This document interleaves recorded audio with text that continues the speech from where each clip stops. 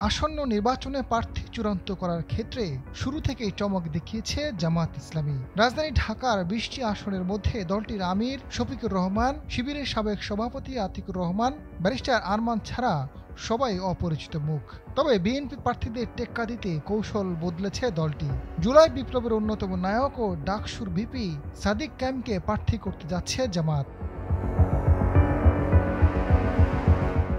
জামায়াতের বিভিন্ন পর্যায়ের নেতাকর্মীরা জানান, নির্বাচনে বিজয়ী হতে প্রার্থী নির্বাচনে আরও চিন্তাভাবনা করছে দলটি। যে কারণে নেতারা সবসময় বলে আসছেন এটি তাদের চূড়ান্ত প্রার্থীর তালিকা নয়। জামায়াত বিগত যে কোনো সময়ের চেয়ে ভালো অবস্থান রয়েছে।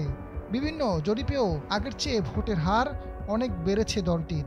ডাকসু, জাকসু, চাকসু ও রাকসু নির্বাচনে ভূমিধস বিজয় তাদের মনোবল আরও বাড়িয়ে দিয়েছে। এদিকে ৫ দফা দাবিতে আন্দোলন করছে জামায়াত সহ ৮টি দল। আন্দোলনরত দলের সংখ্যা আরও বাড়তে পারে। সেক্ষেত্রে এসব দলকে বেশ কিছু আসন ছাড় দিতে প্রস্তুত রয়েছে জামায়াত। ফলে কয়েকটি আসনে বর্তমান প্রার্থীদের সরিয়ে দেওয়া হবে। পাশাপাশি চমক হিসেবে প্রার্থী করা হচ্ছে ডাকসু ভিপি সাদিক কায়েমকে। ঢাকা ৮ আসন থেকে মনোনয়ন দেওয়া হতে পারে তাকে। এছাড়া আলোচনা রয়েছে জাকসু, চাকসু ও রাকসুর ভিপি ও জিএসরা। বর্তমান ভোটারদের অনেকেই তরুণ। সেই হিসেবে তরুণ ভোটারদের টানতে ডাকসু ভিপি সাদিক কায়েম সহ বেশ কয়েকজন জনপ্রিয় নেতাদের মনোনয়নের বিষয়ে আলোচনা চলছে বলে জানিয়েছেন শিবিরের কেন্দ্রীয় দপ্তর সম্পাদক সিবগাতুল্লাহ সিবগা। তরুণদের একটা যেহেতু বড় একটা অংশ আসলে নির্বাচন করবে, তো তরুণদের ভোটার অনেক বেশি। সেক্ষেত্রে তরুণদেরও কিছু প্রার্থী থাকলে তরুণদের যে ভয়েস এটা সংসদে যাবে। তো সেই আলোকে জামায়াত ইসলামী হয়তোবা চেষ্টা করতেছে কিছু তরুণদেরকেও তাদের প্ল্যাটফর্মে নিয়ে আসা যায় কিনা তরুণদের প্রতিনিধি হিসাবে।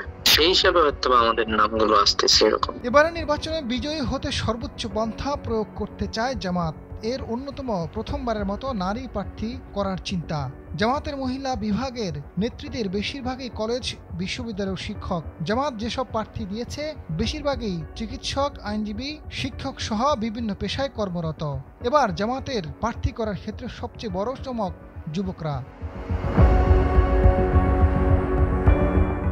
জামায়াত ইসলামের সহকারী সেক্রেটারি জেনারেল মাওলানা আব্দুল হালিম জানান, সিলেক্টেড প্রার্থীরা ইতিমধ্যে এলাকায় গণসংযোগ সহ বিভিন্ন ধরনের সামাজিক কাজ করছেন। এসব প্রার্থীর মধ্যে আন্দোলনরত দলগুলোর সাথে সমঝোতা হলে তখন কিছু আসন ছাড়তে হবে। এছাড়া নিজেদের প্রার্থীদের মধ্যে হয়তো আরও ১০ থেকে ২০ জন পরিবর্তন হতে পারেন। সেক্ষেত্রে সংখ্যালঘু, পেশাজীবী নেতা, নারী, ছাত্র সংসদের নেতাদের কথা ভাবা হচ্ছে। নির্বাচনের তফসিল দেওয়ার পর সবকিছু পরিষ্কার হয়ে যাবে। আজাদ ফারুক, সময়ের আলো।